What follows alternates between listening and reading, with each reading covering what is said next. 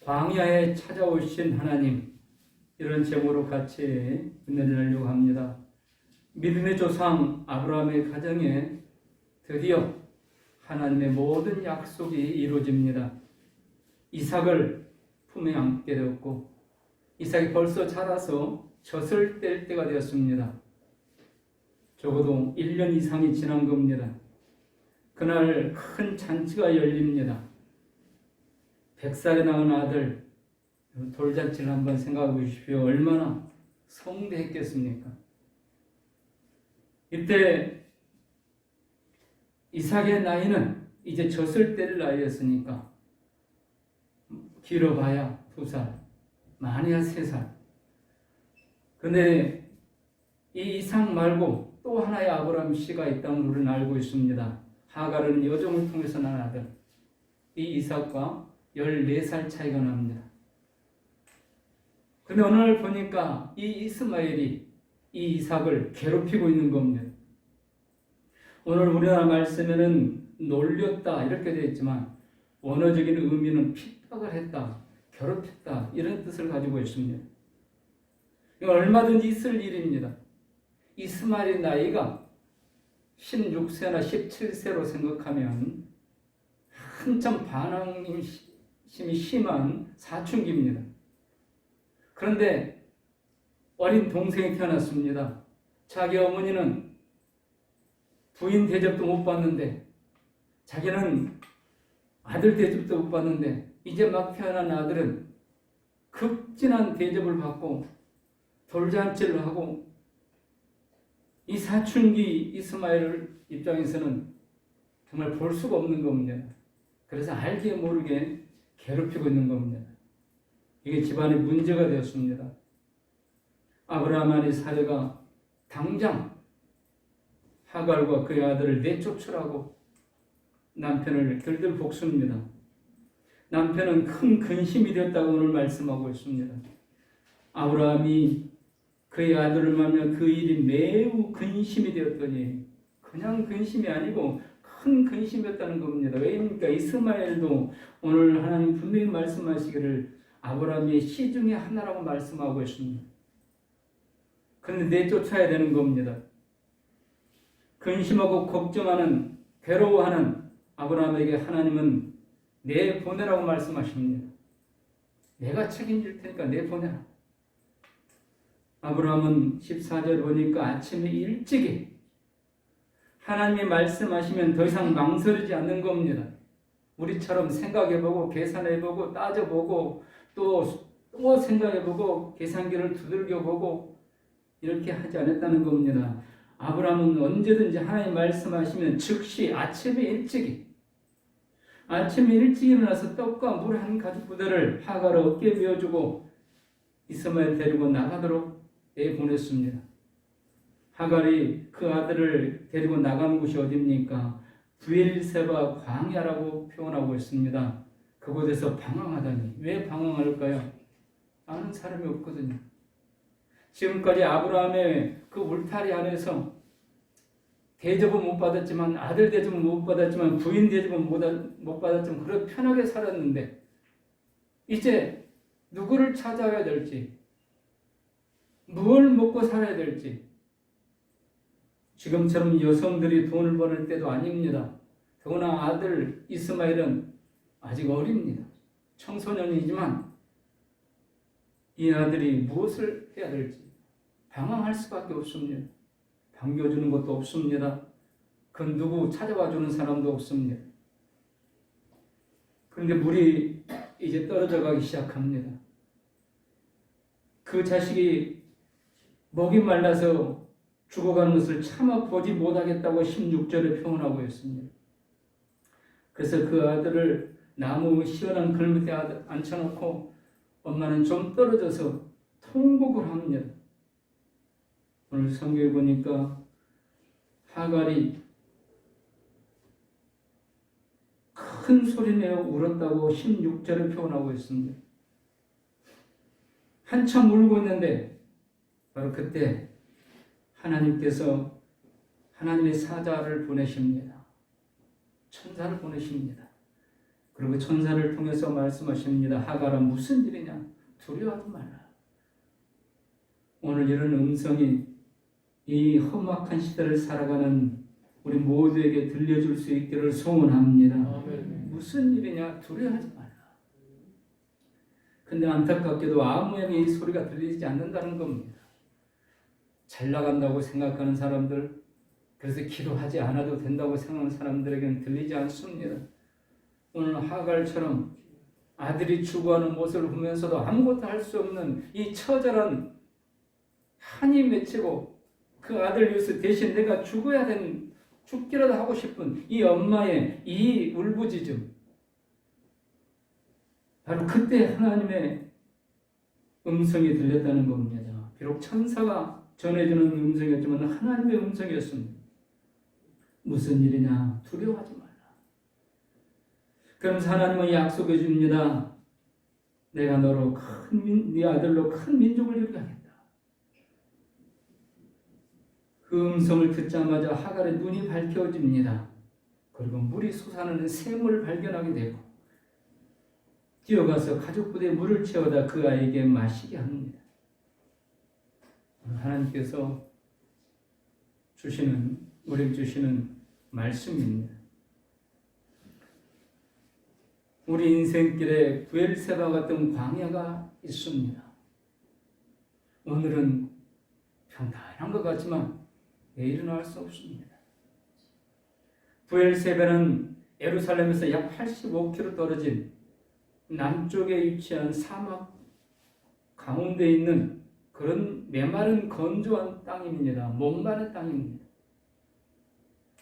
그런데 바로 이곳에 버려진 이 모자가 죽음을 기다리고 있는 이곳에 하나님께서 임재하고 계셨다는 겁니다. 오늘 이 장면이 우리 모두에게 큰 위로가 될 수 있기를 소원합니다. 힘들면 믿음이 약해지고 의심이 생기고 불평과 원망이 앞섭니다. 그런데 여러분, 힘들 때, 내가 고통스러워, 내 괴로울 때, 그때 하나님은 더욱더 나와 가까이 더 밀접하게 함께 계신다는 것을 믿으시기 바랍니다. 여러분, 우리 인생사를 생각해 보면 그래요. 우리 애기가 갑자기 아픕니다. 그럼 어때요? 하루 종일 무엇을 해도 손에 잡히지가 않아요. 애기가 아프면, 내 자식이 아프면, 내 자식이 힘들면 뭐라도 해주고 싶고, 내가 죽어서라도 해주고 싶고, 하나님께서 그렇게 지금 하고 계시다는 겁니다. 오늘 이 말씀은 성경에 나오는 그 주인공 그 사람들에게만 주시는 은혜가 아닙니다. 하나님은 이들을 이렇게 은혜 주시고 이들과 함께 하셨던 것, 이들을 축복해 주셨던 것처럼 지금 오늘 나를, 우리 자녀들, 우리 가족들을, 우리 사랑하는 사람들을 이렇게 축복하고 은혜 주시고 함께 계신다는 약속인 줄로 믿으시기 바랍니다. 우리 인생사에 원하지 않는 고통과 슬픔의 날들이 올 때가 있습니다. 그때도 낙심하지 말아야 됩니다. 왜입니까? 하나님의 은총은 멈추지 않고 있다는 겁니다. 하나님의 여전히 우리 함께하고 계시고, 여전히 우리를 보고 계시고, 여전히 우리의 고통소리를 듣고 계시고, 여전히 우리의 눈물을 보고 계시고, 우리가 입 밖에 한마디도 내지 않았을지라도 내 마음속에 지금 감당하고 있는 모든 아픔과 고통과 슬픔을 다 보고 계시고 듣고 계시는 하나님인 줄 믿으시기 바랍니다. 오늘 하나님께서 은총을 베풀어 주시는데, 오늘 말세지말 살아가는 광야를 살아가는 우리 성도님들에게, 그리고 우리 사랑하는 자녀들에게 주시는 은총인 줄 믿으시기 바랍니다. 광야에 하나님께서 찾아와 계신다는 건, 함께 계신다는 겁니다. 너무 힘들면 하나님 어디 있냐고 다들 이야기합니다. 근데 거기에 하나님은 절대로 떠나지 않고 함께 계신다는 사실입니다. 하나님은 아브라함에게 이 모자를 내쫓으라고 말씀하셨습니다. 하나님이 내쫓으라고 말씀하셨는데 버린 거 아닙니까? 하나님 버리지 않으셨다는 겁니다. 우리가 실패합니다. 그러면 어떤 생각이 들어요? 하나님 나를 버리셨다. 여러분, 절대로 하나님 버리지 않습니다. 하갈을 버리지 않으셨습니다. 이스마엘을 버리지 않으셨습니다. 내가 실패할지라도, 내가 병이 들지라도, 내가 죽음 앞에 놓인다 할지라도 하나님은 절대로 우리를 버리지 않으신 하나님. 이 하나님을 오늘 본문에서 볼 수 있기를 축원합니다. 그래서 하나님은 이 광야에서 방황하고 죽을 시간을 기다리고 있는 그들에게 은혜를 베풀고 계십니다. 찾아와 주십니다. 방성대곡하는 통곡을 듣고 계십니다. 이 개혁되기 전에 그때는 이 하갈의 이 눈물의 기도를 방성대곡이라 이렇게 표현했습니다. 근데 이게 다시 번역된 이후에는 소리내어 울었다 이렇게 표현하고 있습니다. 좀 의미가 약해진 것 같이 보이는데 여러분 원어상으로는 한번 생각해 보십시오. 아들이 목이 말라 이제 막 헐떡이고 죽어가는 것 같습니다. 그때 엄마의 심정이 어떻겠어요? 내 피라도 먹이고 싶지 않겠습니까? 그래서 하나님 앞에 통곡하며 우는 겁니다. 모르겠어요. 성경에 정확하게 하갈이 하나님을 찾았다는 표현은 없습니다. 근데 적어도 아브라함의 가정에 오랫동안 여종으로 있었기 때문에 그러지 않았을까 생각이 됩니다. 그러지 않았을지라도 그 아들을 위해서 통곡하는 그 모습, 그 비통한 마음을 하나님께서 듣고 계시고 보고 계신다는 겁니다. 아무도 알아주지 못합니다. 이 광야에서 누구도 관심 갖지 않습니다. 그런데 하나님만 관심 가져주십니다. 이게 하나님의 은혜인 줄 믿으시기 바랍니다. 아멘. 눈물을 닦아주십니다. 위로해 주십니다. 새 힘을 주십니다. 환경을 바꿔 주십니다. 새 능력을 쏟아부어 주십니다.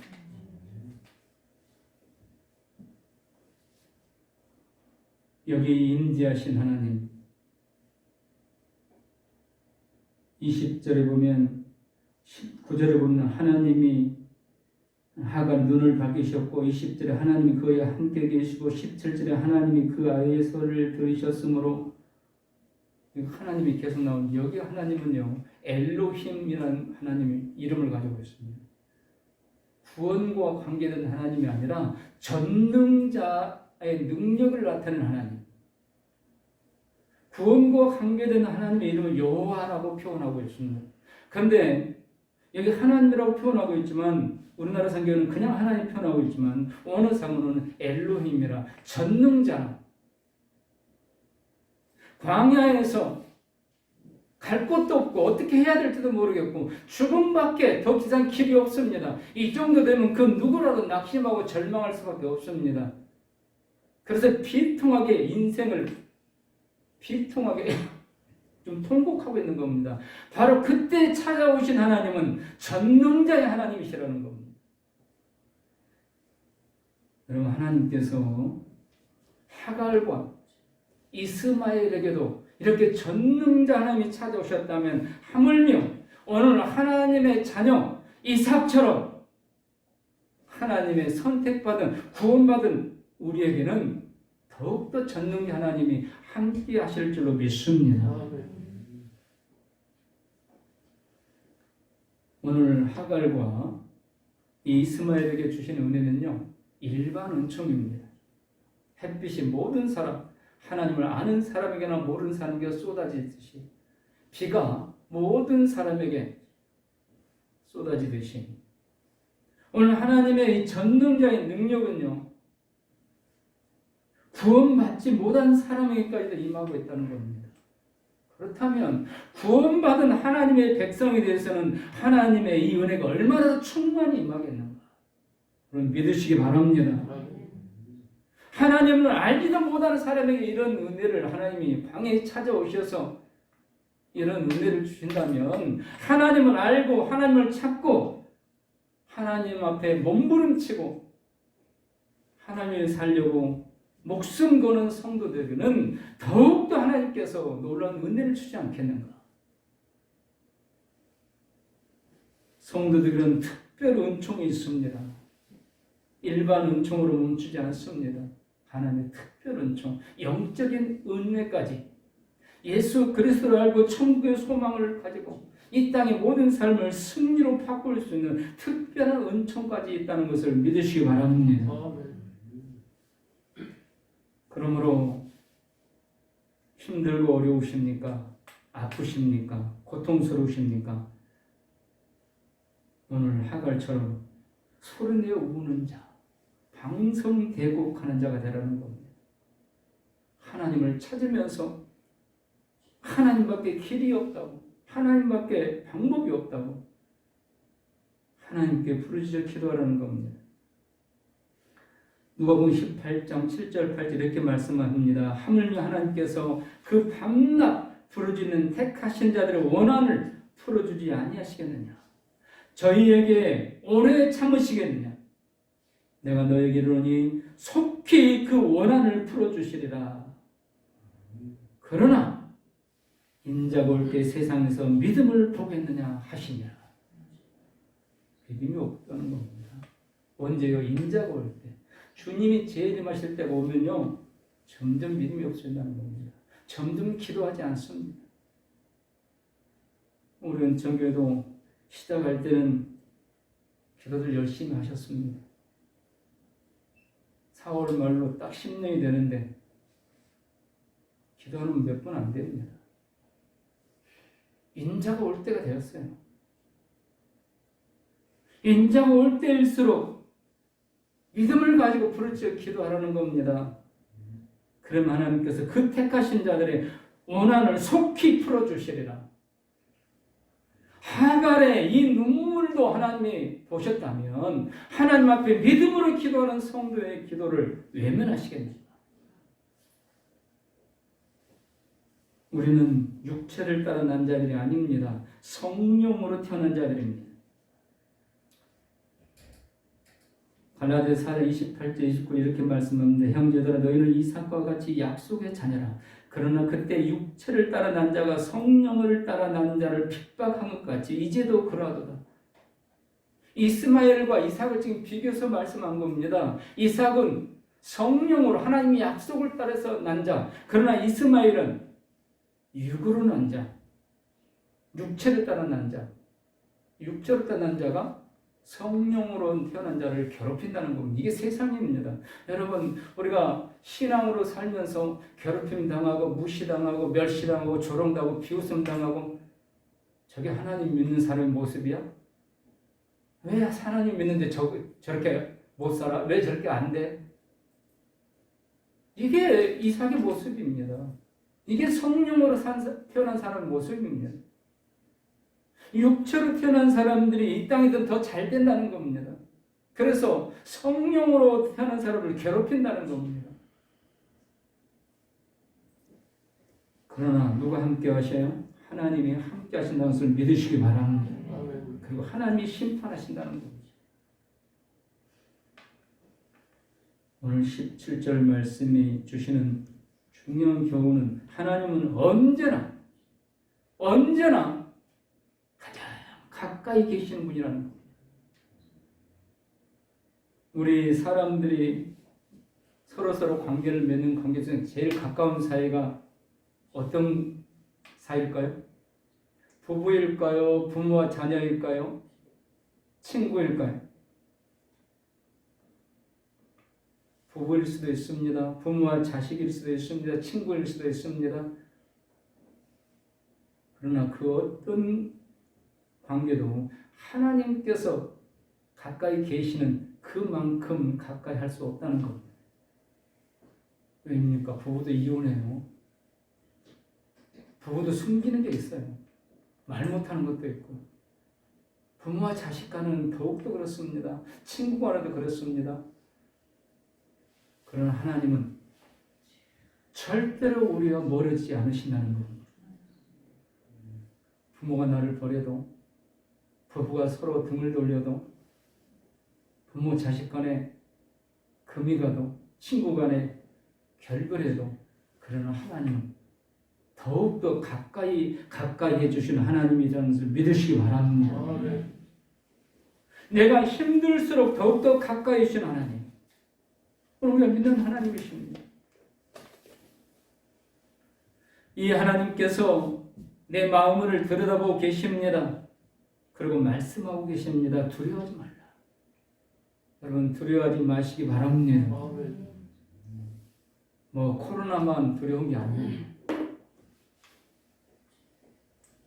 코로나뿐만 아니라 여러 가지 재앙들, 지구 전체에 대한 재앙, 국가적인 재앙 뿐만 아니라 개인적인 무서운 재앙들도 있습니다. 모든 사람들이 평안한데 나만 당하는 재앙. 그런데 하나님은 지금 말씀하시는 겁니다. 두려워하지 말라.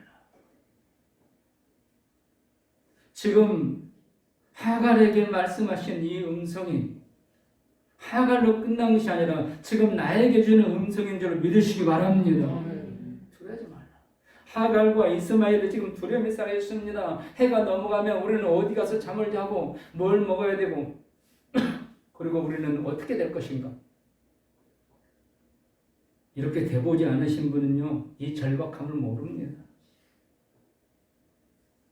근데 하나님은 말씀하시고 있어요. 두려워하지 말라. 이사야 41장 10절부터 14절 말씀, 우리 앞에 있는 화상 우리 같이 읽겠습니다. 두려워하지 말라. 내가 너와 함께하리라. 놀라지 말라. 나는 내 하나님이 되리라. 내가 너를 굳세게 하리라. 참으로 너를 도와주리라. 참으로 나의 오른손으로 너를 붙들리라. 보라, 내게 노하던 자들이 수치와 요구를 당할 것이요 너와 다투는 자들이 아무것도 아닌 것 같이 될 것이며 멸망할 것이라. 내가 찾아도 너와 싸우던 자들을 만나지 못할 것이요 너를 치는 자들을 아무것도 아닌 것 같이 헛먹은 것 같이 되리니 이는 나 여호와 너의 하나님이 내 오른손을 붙들고 내게 이르기를 두려워 말라. 내가 너를 도우리라 할 것임이니라. 지렁이 같은 너 야곱아, 너희 이스라엘 사람들아, 두려워 말라. 나 여호와가 말하노니 내가 너를 도울 것이라. 내 구속자는 이스라엘의 거룩한 자니라. 아멘. 계속 이사야 43장 1절에서 3절입니다. 같이 읽습니다. 야곱아, 너를 창조하신 여호와께서 이제 말씀하시느니라. 이스라엘아, 너를 조성하신 자가 이제 너는 두려워 말라. 내가 너를 구속하였고 내가 너를 지명하여 부르나니 너는 내 것이니라. 내가 물 가운데로 지날 때 내가 함께할 것이라. 강을 건널 때 물이 너를 침몰치 못할 것이며 내가 불 가운데로 행할 때 타지도 아니할 것이요 불꽃이 너를 사르지도 못하리니 대전하는 여호와 내 하나님이요 이스라엘의 거룩한 자요 내 구원자이니라. 내가 애굽을 너의 성물로 구스와 수바를 너의 대신으로 주었노라. 아멘. 제가 힘들 때마다 이사야 40장 10절 말씀을 붙들고 참 많이 기도하고 길에서도 잠을 자면서도 이 말씀을 암송하고 이 말씀을 붙들었던 기억들이 납니다. 하나님께서 우리가 힘들 때일수록 함께 하시면서 두려워하지 말라고 말씀하신다는 겁니다. 평안한데 잘 나가고 있는데 하나님이 두려워하지 말라 할 이유가 없지 않습니까? 힘드니까. 내일이 보이지 않으니까. 어떻게 해야 할지 모르겠으니까. 그래서 하나님 말씀하시는 겁니다. 두려워하지 말라. 하나님은 전능자십니다. 전능자 하나님께서 말씀하시면 말씀대로 이루어지는 줄 믿습니다. 아멘. 오늘 하나님께서 이 19절에 보면 하나님이 하갈의 눈을 밝히셨으므로 샘물을 보고 샘이 옆에 있어도 하나님께서 눈을 밝혀주지 않으면 보지 못한다는 겁니다. 이게 우리의 인생입니다. 여러분, 돈 필요하죠? 돈이 내 옆에 돈보따리가 있는데 하나님의 눈을 밝혀주지 않으면 보이지 않는다는 겁니다. 하나님께서 눈을 밝혀주셔야 보인다는 겁니다. 전능자 하나님, 보게 하신 하나님, 듣게 하신 하나님. 그래서 목이 말라 죽어가던 아들과 엄마가 죽지 않아도 되는 이 은혜를 주시는 전능자 하나님.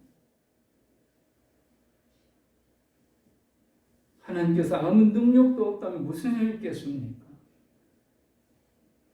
전능자 하나님께서 함께 하심으로 어떤 위험에서도 어떤 고통 가운데서도 건져주시는 하나님, 그 능력의 하나님, 그 하나님이 내가 광야에 버려졌을 때 캄캄한 밤이 되고 찬바람이 어스시 불어오는데 당장 내 몸 한 곳 피할 곳 없는 처량한 인생 신세가 되었을 때 그때 그곳에 하나님께서 함께 하시면서